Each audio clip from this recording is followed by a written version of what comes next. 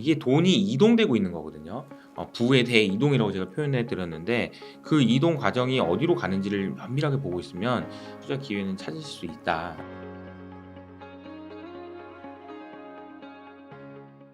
많이 바뀌겠죠. 많이 근데 바뀌겠죠. 많이 바뀔 거라는 것이 사실 우리나라의 기업들도 정말로 훌륭하다라고 보는 게 기업들도 그 부분에 맞춰서 많이 바뀌었죠. 예. 그러니까 뭐 철강, 화학, 음. 자동차, 뭐 반도체 막 이걸 케이팝도 전부 그렇고. 다 예. 중국으로 수출해 가지고 중간재를 수출해 음. 가지고 돈을 버는 그런 구조에서 음. 계속해서 지금 미국향으로 바꾸고 있잖아요. 이거를 네. 지금 바꾸기 시작한 지 한 2-3년 됐단 말이에요 네. 벌써. 아. 그 상황 결과가 지금 나오는 거지 당장 지금 바꾸고 그런다고 바뀌는 건 아 아니잖아요. 그러니까 그렇군요. 2-3년 전부터 충분히 많이 조정을 하고 음. 있고 그러니까 산업의 구도가 바뀌겠죠. 우리나라의 네. 산업의 구도가 많이 바뀔 거라고 생각합니다. 그러니까 전 세계 글로벌 밸류 체인에서 우리나라가 하는 역할이 많이 바뀌지 않을까라고 음. 생각하고 그 과정에서는 분명한 이제 롱숏이 나오는 거죠. 음. 이쪽으로 가는 거는 좋고 안 좋은 게 있고 이렇게. 그리고 이 과정에서 변화되는 과정에서 잘 변화에 성공하는 기업들은 성공하는 거고 그렇지 음. 않은 기업들은 도태되는 거고 음. 이런 상황이지 않을까 어떻게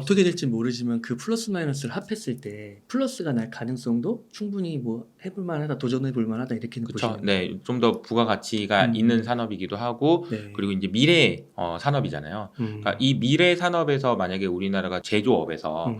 주도권을 가져간다면 그러면 그 앞으로 먼 미래에 계속 우리가 벌 수 음. 있는 거잖아요. 그러니까 그쵸. 지금 중국도 그렇고 일본도 그렇고 제조업 부분에서의 경쟁력이 상당히 많이 약화됐잖아요. 그러니까 음. 이게 우리나라한테는 좀 또 하나의 기회가 될 수도 있다라고 생각을 합니다. 아 네. 그렇군요.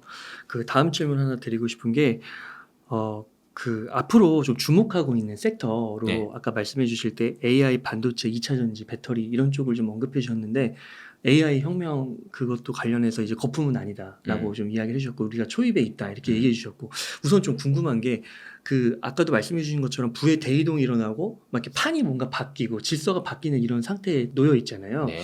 이런 상태에서도 주식 시장은 우상향을 할 수가 있는 거기는 한가요? 이게 주식의 격언 중에 이런 격언이 있죠. 이게 네. 우려를 타고 올라간다고. 예, 예. 그런 격언이 있습니다. 그리고 앞서 말씀드린 대로 개인들이 부자가 많아요. 우리가 음. 나는 부자 아닌데 왜 지금 이렇게 생각하실 수도 있지만 우리나라도 음. 순 자산을 규모로 따져보면 부채가 많다고는 하나 순자산이 되게 많은 상황이고요. 그리고 네. 대외 자산도 과거에 2014년 이전에는 우리가 해외로 이자를 줘야 되는 게 훨씬 많았다면 지금은 우리나라도 순자산 국가가 됐어요. 그래서 순자산 규모가 700조가 넘어요. 어. 그러니까 우리나라가 생각보다 펀더멘탈이 나쁘지 않아요. 네. 그러니까 인제 이런 부분을 생각하시면서 투자를 하시면 좋을 것 같고요. 어려운 막 매크로적인 관점 뭐 여러 가지 막 어려운 점이 하루라도 없은 적이 있었나? 언제나 음. 있습니다. 그런데 그럼에도 불구하고 인제 투자를 하려고 하는 사람들은 많을 거고 이게 음. 돈이 이동되고 있는 거거든요. 부의 대이동이라고 제가 표현해 드렸는데 그 이동 과정이 어디로 가는지를 면밀하게 보고 있으면 투자 기회는 찾으실 수 있다라고 저는 음. 생각을 합니다. 그런 관점에서 저는 이제 뭐 AI도 그렇고 뭐 2차 전지도 그렇고 뭐 주가의 수준에 따라서는 좀 다를 수 있지만 음. 그런 부분들 그리고 이제 우리 케이팝도 이미 주가 많이 조정받았어요. 지금 한 30% 정도 지금 다 조정받은 것 같은데 그런 부분이라든지 그리고 이 K방산도 있잖아요. 올해 뭐 전혀 언급도 없었던 K방산이라든지 이런 그 산업들이 미래에서 좀 분명한 영향력을 준다고 하면은 이렇게 전략을 세워보시면 어떨까 싶습니다. 지금 이제 우리가 9월이잖아요. 이제 9월, 10월, 11월 이렇게 가는 동안에 이제 점점 내년을 기대하게 될 겁니다. 네. 내년을 기대할 때는 우리가 좀 다른 생각을 하셔야 돼요. 작년에 2차 전지가 이맘때쯤에 완전 죽을 쓰고 있었거든요. 음. 그러면 근데 올해는 난리가 났었잖아요. 음. 그러면 이제 내년에 2차 전지는 뭘까를 한번 고민해 보시는 거죠. 어. 그러니까 그런 관점에서 보면은 올해 아무 말도 없었던 주식 중에서 펀더멘탈이 이상이 없었고 내년에도 좋을 수 있다. 이런 식으로 '어떤 것들이 있을까?'라고 생각을 하면서 지금부터 스터디를 하시고 공부를 하시면서 투자를 하시는 것도 되게 좋은 방법이라고 생각해요. 네. 큰 틀에서 보면은 AI, 반도체, 2차 전지 이런 섹터들이 좋다라는 거는 탑다운 관점에서 볼 수 있는 거고 바텀업 관점에서 종목들을 피킹하실 때는 올해 그냥 재미가 없었지만 큰 그림에서 맞고 그리고 내년에 좋아질 수 있는 기업들 이런 기업들을 찾아보시는 것도 좋은 방법이지 않을까 싶습니다. 그러니까 이런 부의 대이동 시대에서도 주식 투자는 계속 해야 되는 것이군요. 그럼요. 네. 네. 그러면 또 한 가지 좀 여쭙고 싶은 게 세계 최대 자산 운용사 그 블랙록이 비트코인 현물 ETF를 막 신청하고 법원에서 SEC 그 판결이 뭐 잘못됐다고 했나요? 뭐 그런 음. 얘기도 나오고 막 그러잖아요. 네. 그래서 이 암호화폐 이슈도 굉장히 뜨거운 것 같습니다. 네. 그래서 뭐 비트코인의 미래 이런 거는 좀 어떻게 보시나요? 네. 2024년까지 내다본다면 암호화폐가 뜨겁나요? 안 뜨겁나요? 전혀 너무 차가운 것 같아요. 아 지금요? 지금은 좀 그런 것 같습니다. 네. 노 관심인 것 같아요. 그래요? 제 주변에도 제 주변에 이제 온도 어. 차를 느껴보면 네. 비트코인 얘기하시는 분은 제가 거의 들어본 적이 없는 것 같고, 아, 거의 요즘에는 이제 관심이 없는 것 같아요. 이게 이제 거래량에서도 딱 나오는데, 맞아요. 예, 거래량이 지금 아예 없죠. 이건 노 관심이라는 얘기예요. 아무 네. 관심이 없다는 얘기예요. 네. 그러니까 뭐 어떻게 되겠어, 뭐 이런 식의 상황인 것 같고요.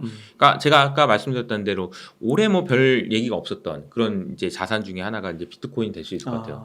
근데 사실 냉정하게 얘기하면 작년 말 대비 비트코인이 모든 자산 중에 제일 많이 오르긴 했지만 많이 올랐는데도 이렇게 관심이 없을 수가 있나 싶을 정도로 관심이 없는 상황인 것 같고, 이게 아까 제가 말씀드렸던 뭐 여러 가지 매크로적인 관점에서 보면 미국이 주도권을 가져간다고 했을 때 비트코인이 생각보다 힘을 못 쓸 가능성은 있어요. 왜냐하면 미국의 헤게모니가 좀 약화된다라는 것 얘기가 나올 때, 지금 이제 올해 3월 달에 SVB 은행이 뭐 망한다는 얘기 나올 때 비트코인 올랐던 것처럼 미국의 힘이 더 세진다라는 것이 그러니까 비트코인에 도움이 안 될 가능성은 있습니다. 그러나 이게 일방적으로 미국만 좋아지는 쪽으로 가지는 않을 거고요. 그리고 이제 어제 보니까 러시아와 중국과 북한의 정상들이 만난다 이런 얘기들까지 나오고 있는 것 같은데, 갈등은 더 심해질 수밖에 없는 상황인 것 같고요. 그런 과정에서 이제 내 자산을 어디다 지켜놓을 거냐, 저장해 놓을 거냐라는 관점에서 보면 저는 비트코인도 반드시 일부는 가지고 있어야 된다고 생각을 합니다. 네. 그 헤지펀드에 계셨었잖아요. 네. 근데 지금처럼 이렇게 그 비트코인이 변동성이 적은 뭐 어떤 자산이 이렇게 적은 거는 어떤 뭐 이유가 있는 건가요? 뭐 그 롱숏 뭐 이런 게 기관들이 좀 많이 뭐 들어와서 그런 건가요? 개인들이 그래도 관심은 좀 있는 것 같기도 한데 너무 안 움직여가지고.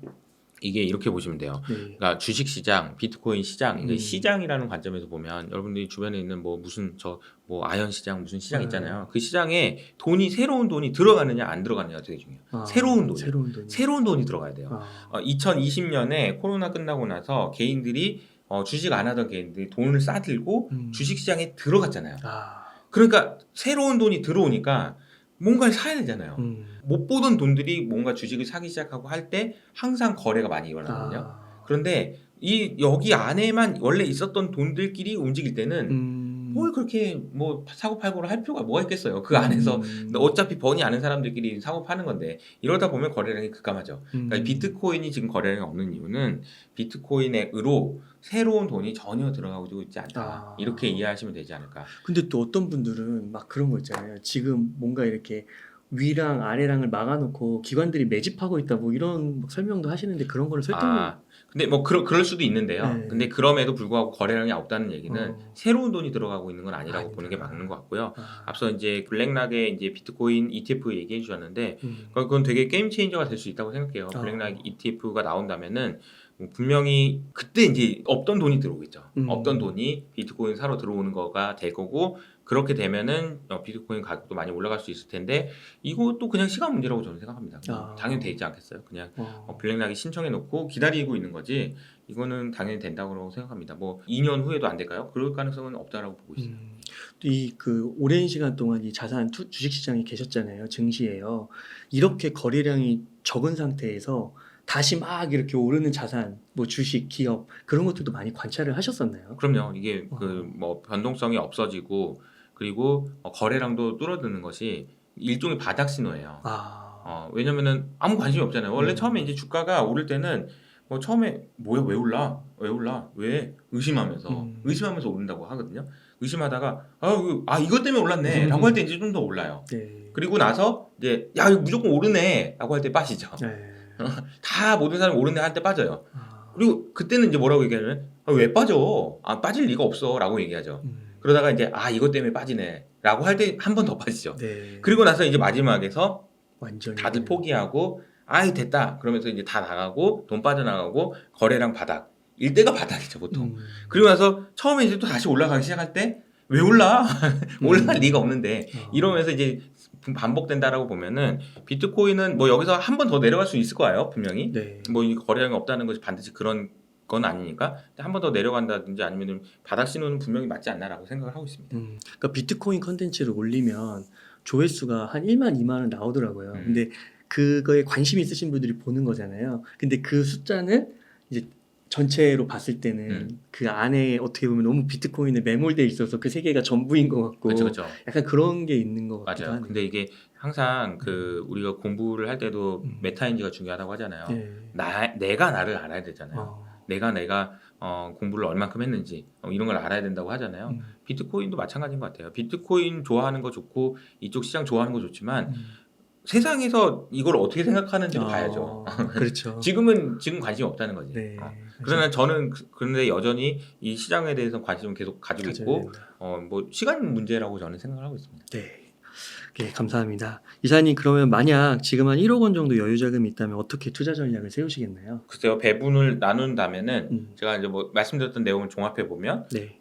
이제 AI와 관련된 저는 좀 안정된 걸 좋아하기 때문에 미국에 있는 빅테크들 위주로 포트를 많이 짤 생각이고요. 오. 그리고 이제 국내 주식은 좀 일부 트레이딩 하는 정도로 지금 하고 있고요. 네. 그리고 나머지는 이제 비트코인으로 하고 있습니다. 아, 비트코인이요? 네. 그러시군요.